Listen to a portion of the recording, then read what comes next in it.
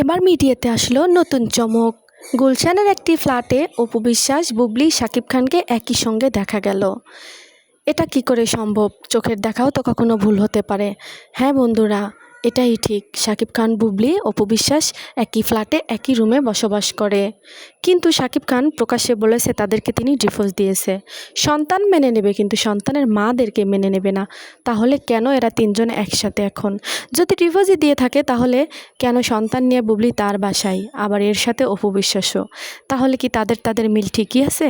শুধু তোলপাড় গণমাধ্যম, শুধু নেটিজেনদের মনে অনেক প্রশ্ন। শাকিব খান নিজে বলেছে তিনি অপু বিশ্বাসকে অনেক দিন আগেই ডিভোর্স দিয়ে দিয়েছে। কিছুদিন আগেও শোনা গেছে অপু বিশ্বাসের নতুন একটা বিয়ে হয়েছে। কিন্তু বিয়ে হলে কি হবে, তিনি মিডিয়া ছাড়তে পারেনি, তাই তার সংসার টেকেনি। সেখান থেকেও ডিভোর্স দিয়েছে অপু বিশ্বাসকে। কিন্তু শাকিব খান অপু বিশ্বাসকে অন্য কোথাও সংসার করতে দিবেন না, এমনকি বুবলিকে অন্য কোথাও সংসার করতে দিবেন না। কেন? তাহলে তার স্বার্থ এখানে কোনটা? তার স্বার্থ একটাই, তার বাচ্চাদের যেন অসুবিধা না হয়। তিনি বাচ্চা ভালোবাসে, কিন্তু বাচ্চার মাকে ভালোবাসে না। তাহলে একই ফ্ল্যাটে তিনজন কি করে? বন্ধুরা, আমাদের মনে তো অনেক প্রশ্নই জাগে।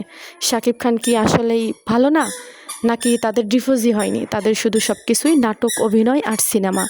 সিনেমার মতোই তারা যেরকম সিনেমা করে, সিনেমার গল্পের মতোই তাদের জীবনের গল্প। তারা যে কখন কি করে বোঝা বড় দায়ী। এক এক সময় এক এক ধরনের গুঞ্জব শোনা যায়।